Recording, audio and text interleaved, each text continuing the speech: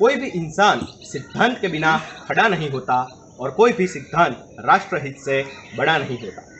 नमस्कार, मैं आनंद तत्वमसी यूथ क्लब द्वारा आयोजित भारत की बात में आपका स्वागत है। भारत की बात में आज हम बात करेंगे भारत माता के सिंह पुत्र वीर सावरकर जी के बारे में। सावरकर जी पर आजकल बहुत सारे आक्षेप लगाए जाते हैं जो सत्य से एकदम विपरीत है। इसी से जुड़े तथ्यों को आज हम जानेंगे। इसके लिए हमारे साथ जुड़े हैं माननीय श्री अनिल जी ओक। अनिल जी ने अपना अभ्यास पूर्ण करके बैंक में नौकरी की और बैंक नौकरी से इस्तीफा देकर अपना संपूर्ण जीवन राष्ट्र को समर्पित किया है। तो आइए अनिल जी से जानते हैं भारत की बात। नमस्कार। आज वीर सावरकर के बारे में अपने विचार व्यक्त करने के लिए मुझे कहा है। वास्तव में सावरकर के बारे में बहुत प्रकार की आजकल भ्रांतियां फैलाई जा रही है। सावरकर कौन थे, कैसे थे, इसके बारे में अनेक प्रकार के राजनीतिक लोग जो उनके राजनीतिक दृष्टि से विद्वेष रखते हैं वगैरह ऐसा कुछ है। तो सावरकर के बारे में अनेक प्रकार की गलत भ्रांतियां फैलाई जाती है। जैसे सावरकर गौ हत्या के समर्थक थे, या सावरकर भगोड़े थे, सावरकर माफी मांगकर बाहर आए थे, या इस प्रकार की अनेक प्रकार की बातें कही जाती है। तो आज के समय में सावरकर को समझना ये बहुत आवश्यक है। सावरकर की यदि हम जीवनी देखेंगे तो हम कल्पना नहीं कर सकते किस प्रकार का समर्पण किया है उस व्यक्ति ने। और बड़े व्यावहारिक रूप से सावरकर विचार किया करते थे। सावरकर गौ हत्या के समर्थक थे ऐसा भी कहते हैं लोग, पर विचार कीजिए कि जो अखिल भारतीय हिंदू महासभा की जिसने स्थापना की हो, ऐसा व्यक्ति गौ हत्या का समर्थक हो ही कैसे सकता है। लेकिन साथ में सावरकर जो पुराना इतिहास पढ़ते थे तो इस इतिहास के अंदर हमारे यहाँ अनेक उदाहरण ऐसे आते हैं कि जहाँ शत्रु जो है सामने गायों को सामने रखता है और बाद में पीछे से वार करता है, और बाद में हमारे यहाँ का हिंदू कोई व्यक्ति होगा जो सैनिक होगा तो वो सोचता है कि मैं कैसे तीर चलाऊं उनके ऊपर, इनको तीर मारने से तो गौ की हत्या होगी। अब सावरकर का ऐसे समय में स्पष्ट कहना रहता था कि इस समय यदि आपने 50 गायों को यदि मार भी दिया तो वो गौ हत्या का पाप आपको नहीं लगेगा, क्योंकि उसके पीछे शत्रु वार करने वाला है। और यदि हमने ये नहीं किया तो ये 50 गायें तो मारी ही जाएगी, कटेगी ही, लेकिन 5000 गायें और मारी जाएगी और हम फिर गुलाम हो जाएंगे, हम भी मार दिए जाएंगे। तो आखिरकार जब देश, राष्ट्र, समाज की जब चिंता होती है, व्यक्तिगत स्तर पे यदि मैं गौ की हत्या करता हूं तो निश्चित रूप से ये पाप है, लेकिन राष्ट्र के हित में यदि कुछ करना पड़ता है तो फिर वो वास्तव में धर्म ही कहलाता है। और ऐसे सावरकर बड़े स्पष्ट कल्पना वाले थे, इसलिए कहते थे कि ऐसे समय में यदि गाय की हत्या की जाए तो यह हत्या का पाप नहीं लगेगा, क्योंकि उस 50 गायों को मारकर हम यदि 5000 गाय बचाते हैं तो उसमें गलत कौन सी बात है। लेकिन इन बातों को देखकर सावरकर ने अपने भाषण में जब ये बात कही तो लोगों ने उड़ाना चालू कर दिया कि सावरकर तो गौ हत्या के समर्थक थे। एक दूसरी बात बताई जाती है कि सावरकर जो है भगोड़े थे, सावरकर माफी मांगकर बाहर आए थे। निश्चित रूप से सावरकर ने एक पत्र लिखा है सरकार को, और उसको आप माफीनामा कह लें या कुछ भी कह लें, लेकिन सावरकर जब जेल में गए, अंडमान की जेल के अंदर गए और आजीवन 50 साल का कारावास था उनका, यानी 2 आजन्म कारावास, और वो एक के बाद एक चलने वाले, इस प्रकार पहला एक केस था। नहीं तो साधारणतः जब 2 या 3 केसेस के यदि कोई निकाल परिणाम आता है तो सारे केसेस एक साथ चलते हैं, सारी सजाएं एक साथ चलती है। लेकिन सावरकर को कहा था कि 2 आजन्म कारावास और एक के बाद एक, अर्थात 50 साल की सजा। और 50 साल की सजा उस अंडमान की जेल में काटना, जहां भयंकर अत्याचार होता है, अन्याय होता है, इतनी तीव्र शरीर को पीड़ा होती है और इतना कष्ट दिया जाता है कि वहां साधारणतः आदमी 6 महीने में ऐसे ही आत्महत्या कर लेता है या पागल होकर मर जाता है। ऐसे स्थान पर सावरकर विचार करते हैं कि आखिर अपने जीवन का उद्देश्य, लक्ष्य इसी प्रकार जेल में सड़ते हुए समाप्त हो जाना है क्या, यही है क्या? तो फिर स्वाभाविक रूप से उनको लगता है कि अंग्रेज क्या चाहता है, कि मैं एक केवल लिख के दे दूं कि भविष्य में मैं इस प्रकार का कुछ नहीं करूंगा जिसके कारण अंग्रेज मुझे बाहर आने देगा। ठीक है, मैं सशस्त्र क्रांति में सक्रिय भाग नहीं ले सकता, लेकिन क्रांतिकारियों को उत्साह तो दे सकता हूं, क्रांतिकारियों का मनोवर्धन तो कर सकता हूं। और इस आधार पर सावरकर ने वो पत्र सरकार को लिखा और सावरकर जेल से छूटकर बाहर आए। तो उस समय भी लोगों ने सावरकर के, जो भी इस प्रकार के राजनीतिक प्रतिद्वंदी प्रकार के लोग थे, उन्होंने इस बात को उड़ाना चालू कर दिया कि देखिए सावरकर माफी मांगकर बाहर आए, सावरकर माफी मांगकर बाहर आए। वास्तव में सावरकर माफी मांगकर बाहर आए, लेकिन उसके पीछे की स्ट्रेटेजी कौन सी थी, इसको हमको समझना पड़ेगा। और इसको ठीक से नहीं समझने के कारण कई बार हम सामने वाले को उत्तर नहीं दे पाते।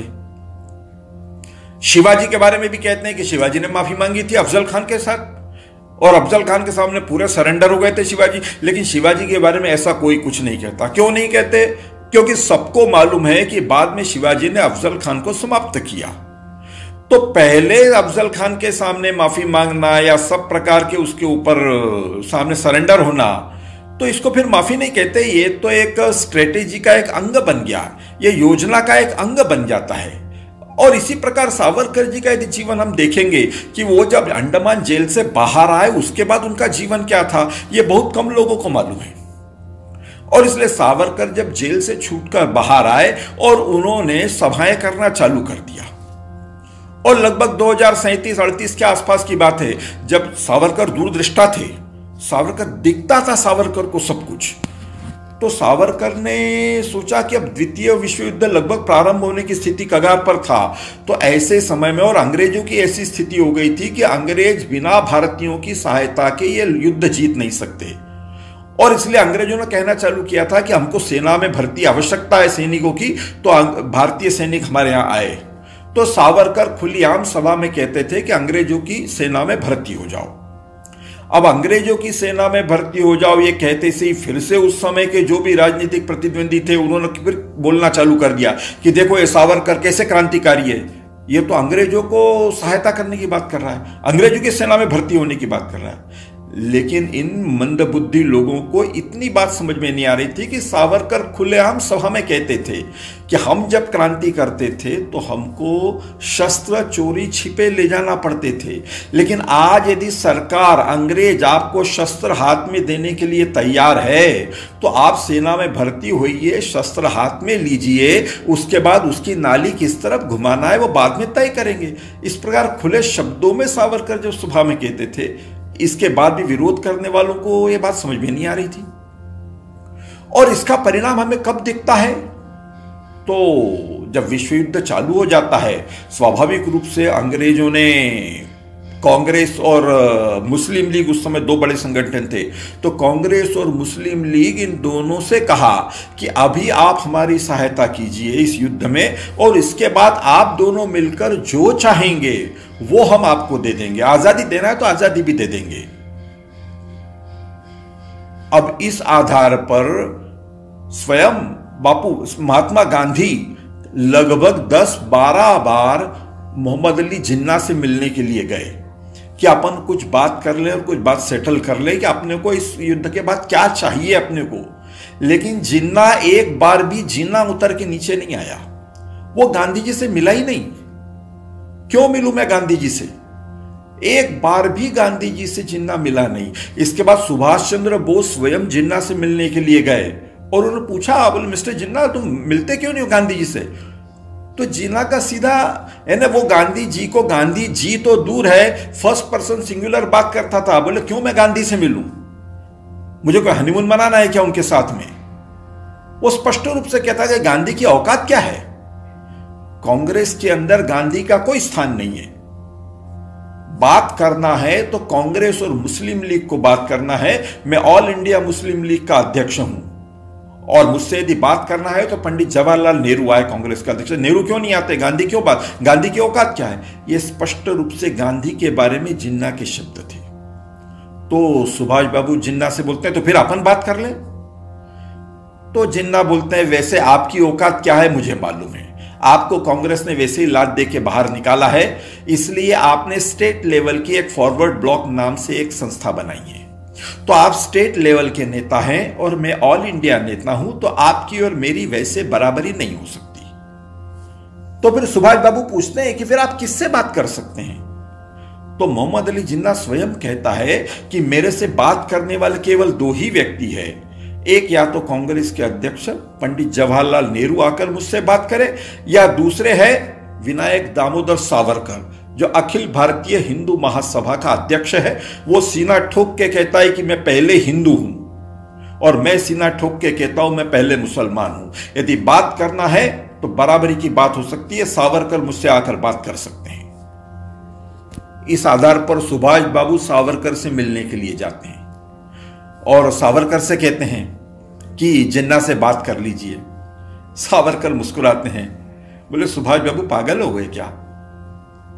अरे वो जिन्ना है, जिन्ना वो कोई छोटा मोटा खिलाड़ी नहीं है। वो तो चाहता ही है कि ऐसे कोई हिंदू लोग मेरे से आकर नाक रगड़े, मेरे से भीख मांगे आजादी की, और उसके बाद वहां पर वो पत्रकार फोटोग्राफर सब लाकर रखेगा। तो काय के लिए मिलने जाना है जिन्ना से जी? इन अंग्रेजों को तो अब यहां से द्वितीय रिश्वत देने के बाद भागने ही वाले हैं और इनको हम लात दे के बाहर भगा देंगे। आप चिंता क्यों करते हो सुभाष बाबू? आपके पास नेतृत्व है। आज जापान के अंदर कहीं मुसोलिनी है, कहीं हिटलर है, इनके पास सेना है लेकिन नेतृत्व नहीं है, और आपके पास नेतृत्व है लेकिन सेना नहीं है। आप जापान में जाइए, बात कीजिए वहां से सेना लीजिए और उस सेना लेकर आप आक्रमण कीजिए। अंदर से मैं अंग्रेजों को खोखला कर ही रहा हूं। इस आधार पर सुभाष बाबू जापान जाते हैं और जापान जाकर जापान की सरकार से बातचीत करते हैं। वहां की सेना मिलती है उनको, और जापान सरकार सुभाष बाबू को सेना लेकर, जो आजाद हिंद सेना जो हम जिसको कहते हैं, वो सेना लेकर सुभाष बाबू नॉर्थ ईस्ट की तरफ से आक्रमण करना चालू करते हैं। अब साथ में जापान सरकार ने क्या किया था कि हमारी सेना का सुभाष ठीक से उपयोग करता है कि नहीं, इसके लिए एक ऑब्जर्वर की नियुक्ति की थी। उस ऑब्जर्वर का नाम है ओहसावा।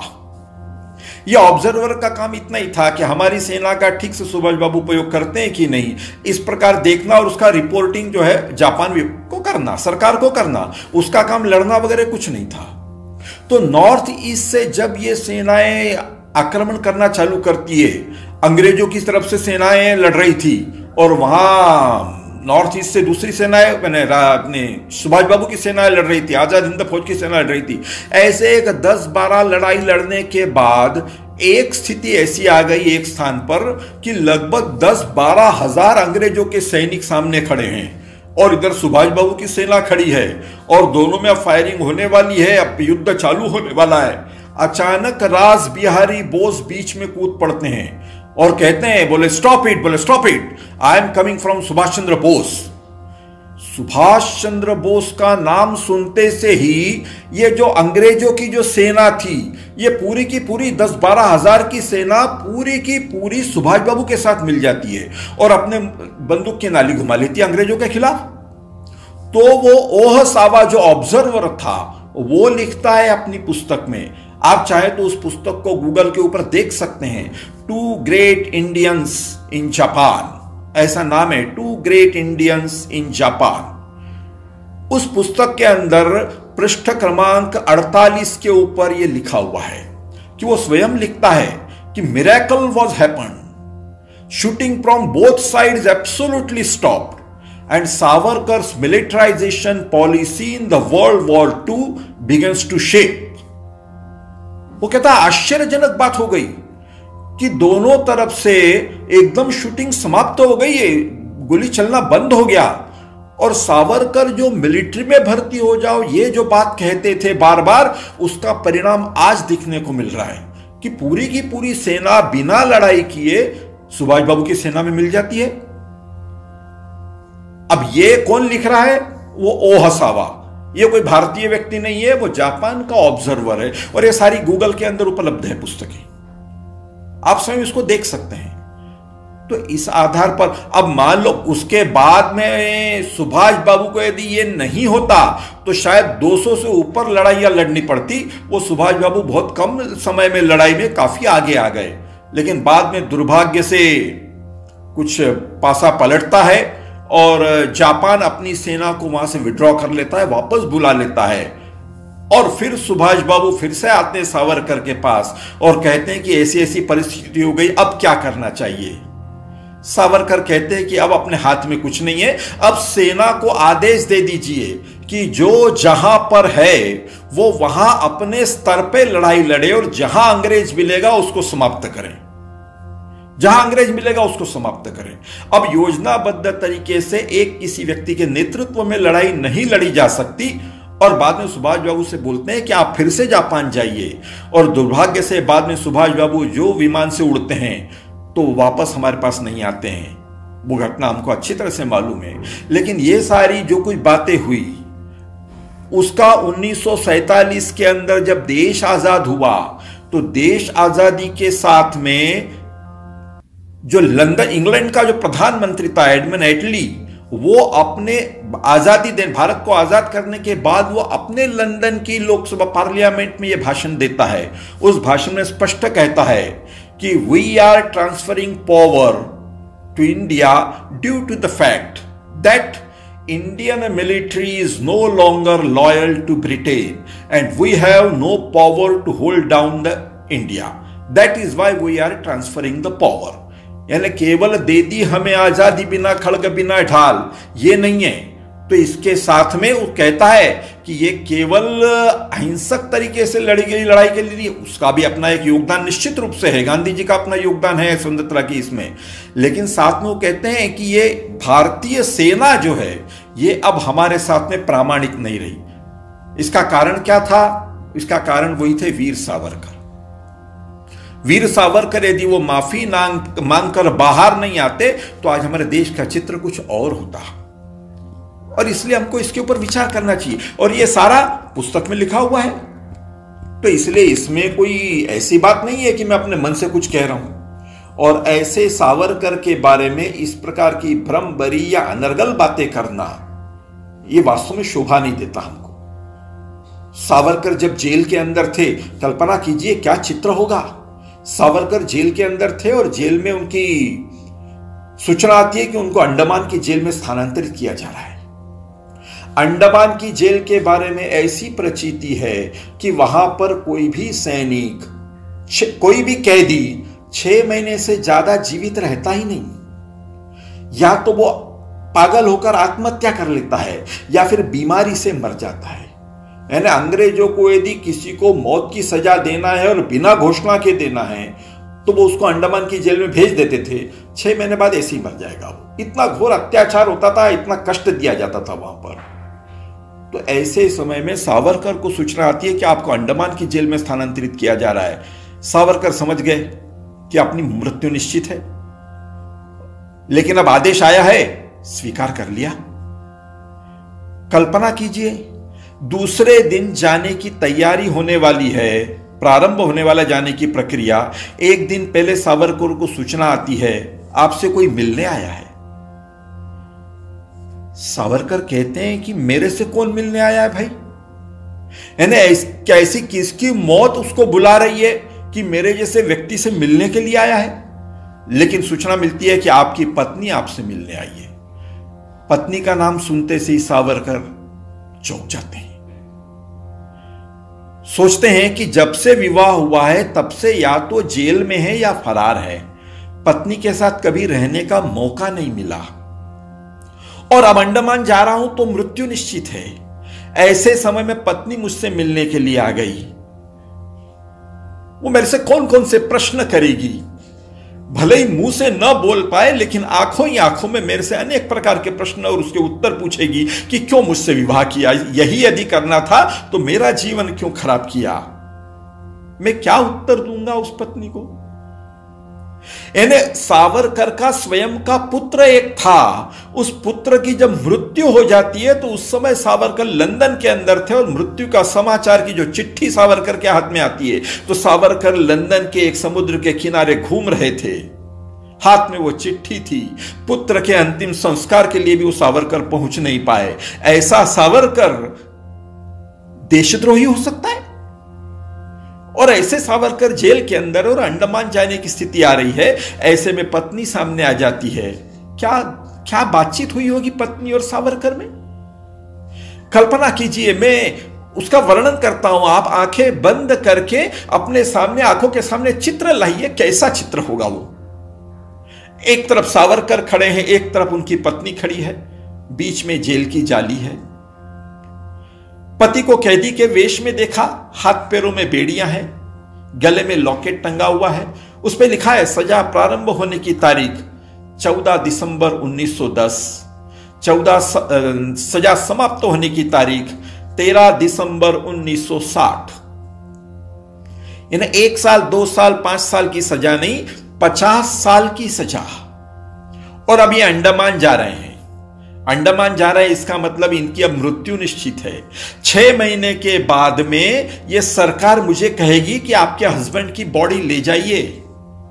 विचार कीजिए उस पत्नी के मन में क्या तूफान उठ रहा होगा, जो अपने पति को आज अपने पैरों पर जिंदा खड़ा हुआ देख रही है। 6 महीने बाद यही पति बॉडी बनकर मेरे सामने आ जाएंगे। वो पत्नी रोने लगती है। पत्नी को रोता हुआ देखकर सावरकर के मन में बड़े प्रश्न उठने लगते हैं कि अब पत्नी को क्या उत्तर दूं। रोने रोने में ही पत्नी ने बहुत सारे प्रश्न पूछ लिए, लेकिन सावरकर बड़े शांत स्वर में अपनी पत्नी से कहते हैं। सावरकर अपनी पत्नी को माई के नाम से पुकारते थे। सावरकर कहते हैं, माई, पहचाना मुझे माई? माई, मैं वो ही हूं जिसके साथ तुमने अग्नि के 7 फेरे लिए थे माई। हमने जन्म जन्मांतर तक रहने की कसम खाई थी माई, लेकिन क्षमा करना माई, मैं तुम्हारी कोई इच्छा पूरी नहीं कर पाया माई। रो मत माई। मैं जब नासिक के अंदर था तो गोदावरी नदी का मंत्रोच्चार के साथ कैसे स्नान किया जाता है, इसका मैंने अनुभव लिया है माई।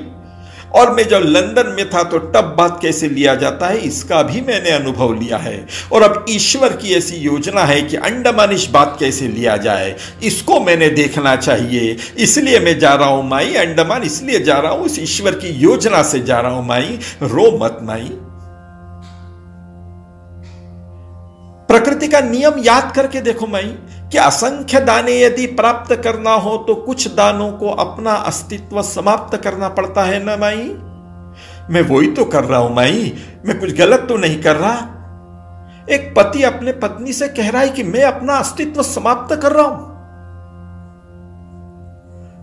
सावरकर कहते हैं कि 4 लकड़ियां इकट्ठी करके 4 दीवारें बनाई जाए और उसमें बच्चों की भीड़ बढ़ाई जाए, इसी को यदि गृहस्थी कहना है तो ऐसी गृहस्थी तो पशु पक्षी चिड़िया कौवे सब करते हैं माई। लेकिन भगवान ने हमको इससे बहुत बड़ी गृहस्थी करने का मौका दिया है माई, मौका दिया है, उसका एहसान मानो माई। रो मत। आने वाले स्वतंत्र भारत के लाखों घरों में यदि सोने का चूल्हा जलना चाहिए, ऐसा यदि प्रामाणिकता से तुमको लगता है तो कुछ लोगों को अपना चूल्हा अपने हाथ से फोड़ना पड़ता है न माई। बस मैं वही कर रहा हूं माई, वही कर रहा हूं। क्षमा करना मुझे। मेरे साथ रहने के लिए तो देशभक्ति थी, लेकिन तुमको विरह के अलावा मैंने कुछ नहीं दिया माई, कुछ नहीं दिया। अब तुम क्या भगवान से प्रार्थना करोगी कि 7 जन्म तक यही पति चाहिए? 7 जन्म का दुख मैंने तुम्हें एक ही जन्म में दे दिया माई, एक ही जन्म में दे दिया। क्षमा करना मुझे। तुरंत पत्नी नीचे बैठती है, सावरकर के पैर छूती है और कहती है, आप चिंता मत कीजिए। आप यदि सत्यवान के कुल में पैदा हुए हो तो मैं भी सावित्री जैसी तपस्या रखती हूं। यमराज के डाढ़ में से खींच के निकालने की ताकत है मेरे में। 4 दीवारों की गृहस्थी करने वाले मैंने लाखों देखे हैं, लेकिन लाखों घरों की गृहस्थी अच्छी होना चाहिए, इसलिए अपनी गृहस्थी को अपने हाथ से आग लगा देने वाला पुरुषोत्तम भगवान ने मुझे पति के रूप में दिया है। मैं क्यों बुरा मानूंगी? बस ये चरण देख रही हूं, छू रही हूं, जिससे अगले जन्म ये चरण चूकना नहीं चाहिए। ये सारा संवाद ये कोई नाटक के लिए या किसी पुस्तक के लिए लिखा हुआ नहीं है, तो पिछली शताब्दी का प्रत्यक्ष इस राष्ट्र के लिए, समाज के लिए अपना संपूर्ण जीवन दांव पे लगाने वाले पति पत्नी के बीच का यह संवाद है। और ऐसा नहीं है कि अब 70-80 साल की उम्र हो गई और अब मोक्ष की बात करते हैं। बोलने वाले की उम्र है 27-28 साल, सुनने वाले साध्वी की उम्र है 21-22 साल। एक तरफ जीवन है, एक तरफ मृत्यु है, और इसके बीच में यह पति पत्नी का संवाद है। अब इस प्रकार का, इस सावरकर का ये अपना जीवन, तो वो कैसे इस प्रकार का देशद्रोही हो सकता है, कैसे भगोड़ा हो सकता है। लेकिन दुर्भाग्य से इस सावरकर का इतिहास नहीं मालूम होने के कारण ये सारे भ्रम फैलाए जा रहे हैं।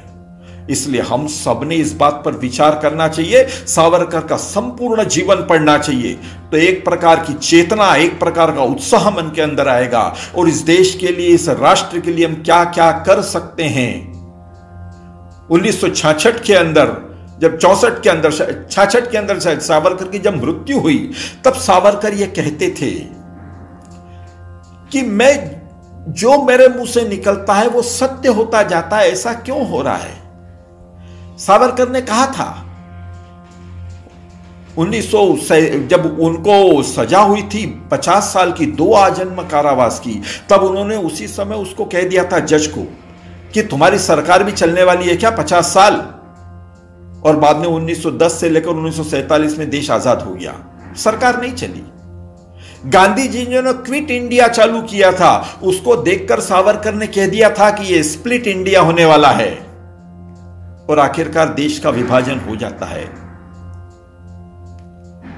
शास्त्री जी के बारे में सावरकर जी ने, शास्त्री जब 1965 का युद्ध हम जीते, और जीतने के बाद जब ताशकंद समझौते के लिए शास्त्री को बुलाया जाने लगा, तो सावरकर ने लगातार 3 पत्र शास्त्री जी को लिखे कि आप जीते हुए सेनापति है, आप क्यों जा रहे हैं वहां पर, जो हारा हुआ होगा वो आएगा आपके यहां पे और समझौता करेगा। लेकिन शास्त्री जी नहीं माने। सावरकर कह रहे थे कि यदि आपके साथ धोखा होने वाला है आप मत जाइए वहां पर, लेकिन आखिरकार शास्त्री जी नहीं माने और 4 कंधों पर वापस आए। 1966 के अंदर सावरकर ये कहकर बड़े व्यथित हो रहे थे कि मेरे मुंह से जो भी निकलता है वो सत्य होता है, ऐसा क्यों होता है। तो वास्तव में बोले, मुझे जो दिखता है वही मैं बोलता हूं, और जो बोलता है वही वो होता है। और सावरकर साथ में कहते हैं कि यदि यह सत्य है कि मेरे को मैं जो बोलता हूं वो सही होता है, तो अंतिम दिनों में मुझे और कुछ कहना है अभी। वो कहते हैं कि आने वाली शताब्दी ये भारतीय शताब्दी होने वाली है, संपूर्ण विश्व का मार्गदर्शन करने का काम ये भारत करने वाला है। भारत माता फिर से अपने 7 घोड़ों के रथ पर सवार होकर संपूर्ण विश्व का मार्गदर्शन करेगी। यदि ये सत्य हुआ तो सावरकर को दृष्टा कहना, और यदि गलत हुआ तो सावरकर को पागल कहना। अब सावरकर को पागल थे या दृष्टा थे, यह सिद्ध करने का काम हमारा है। और इसलिए हम आज देख रहे हैं, आज 20वीं शताब्दी के अंदर हम देख रहे हैं कि भारत का भविष्य कैसा होने वाला है। अब दिखने लगे, उसके लक्षण सारे दिखने लगे। जो सावरकर दूरदृष्टा थे, वो जो बात बोल के गए वो प्रत्यक्ष आज हमें होती हुई दिख रही है। संपूर्ण विश्व का आज मार्गदर्शन करने की स्थिति में आज भारत चला आ रहा है, और इसलिए सावरकर आज उतने ही प्रासंगिक थे। प्रत्येक कार्यकर्ता ने इसको पढ़ना चाहिए, सावरकर समग्र पढ़ना चाहिए, और उसके अनुसार हम अपना जीवन व्यतीत करें। और भगवान से यही प्रार्थना करता हूं कि इस प्रकार का जीवन व्यतीत करने के लिए हमें प्रेरणा दे, हमें आशीर्वाद दे। इसी प्रकार का निवेदन करता हुआ मैं अपनी बात को समाप्त करता हूं।